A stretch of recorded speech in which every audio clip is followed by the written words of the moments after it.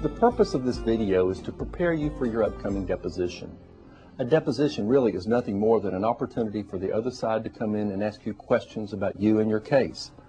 The other attorney may be very cordial to you in an effort to get as much information as possible from you. On the other hand, the attorney may be stern and intimidating at times. Either way, stay relaxed during the entire process and testify as to what you know.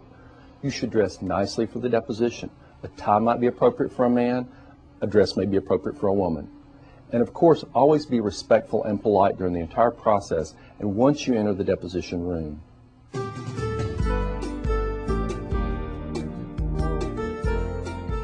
When answering questions during your deposition, the most important thing to remember is to be brief. Only answer the question that's asked of you. Don't volunteer any information and don't volunteer any opinions. An example of what not to do is as follows. Miss Barnett, did you ever see Dr. Castile? Yes. But do you know that guy kept me waiting for over 3 hours? And in my opinion, he's not a very good doctor. Remember, the day of the deposition is not your day to pour your heart out or to convince the other side of the merits of your case. The other side will be asking you questions and getting as much information as possible in an effort to undermine your case. Remember, there's an exception to the rule to be brief. When the other side asks you questions about how your injury or your condition affects your normal daily activities, you should explain those. However, there's a fine line to walk. The person off to the right may be a stoic person, maybe a person who doesn't want to explain that they're in pain or that they've had problems. The person off to the left of the line is a person who is a chronic complainer or a whiner. You want to walk the line. Some examples of this are as follows. Mrs. Barnett, how does your injuries affect your daily activities? I'm fine. I can handle the pain. Mrs. Barnett, how are you dealing with your medical condition today? Oh my God, it's almost unbearable. I can't do any housework. Can't bend over. I can't sit for more than 10 minutes. Can't stand for more than 10 minutes. It's bad. You've just seen examples of two extremes.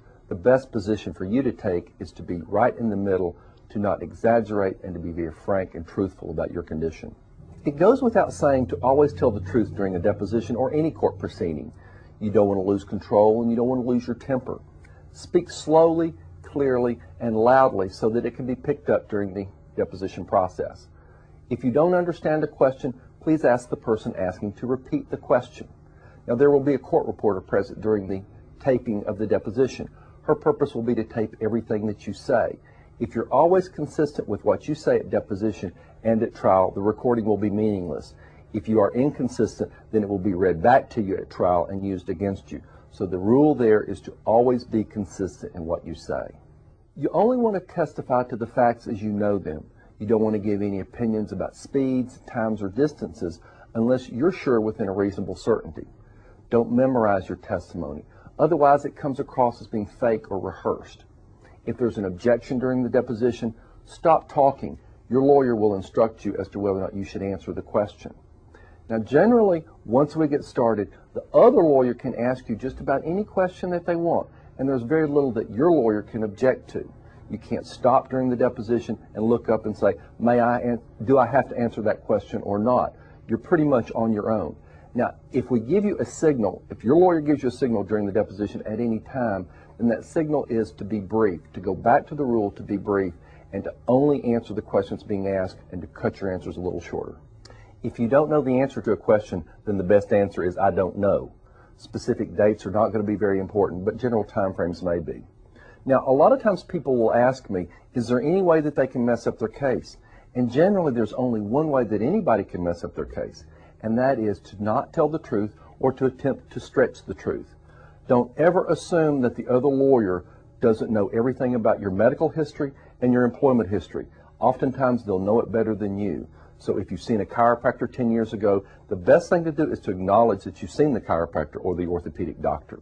An important point to remember is that if you're ever asked about your limitations or how your injury or condition affects your daily life, you should testify as if someone's been following you 24 hours a day with a video camera. It's much easier for you to say that you've been washing your car or mowing your yard than to find out they've been following you with a video camera and they're going to show that in court when you've denied it. When talking about your limitations, you need to be consistent. In other words, if you say during a deposition that you can't sit or stand for 15 minutes, but yet you've been sitting during the deposition for an entire hour, then that may not be consistent. Likewise, if you say that you go out and plant a garden, then that may not be consistent with what you say that you can or can't do. You also need to be consistent with what your doctor says. Now, immediately before your deposition, you will be meeting with your lawyer, and you can ask other questions of your lawyer, or you can contact your case manager should you have other concerns. Remember, the most important aspect of your case is you and the appearance that you make. If you give the appearance of earnestness, honesty, and fairness, you will be taking a great stride toward the successful and satisfactory completion of your claim.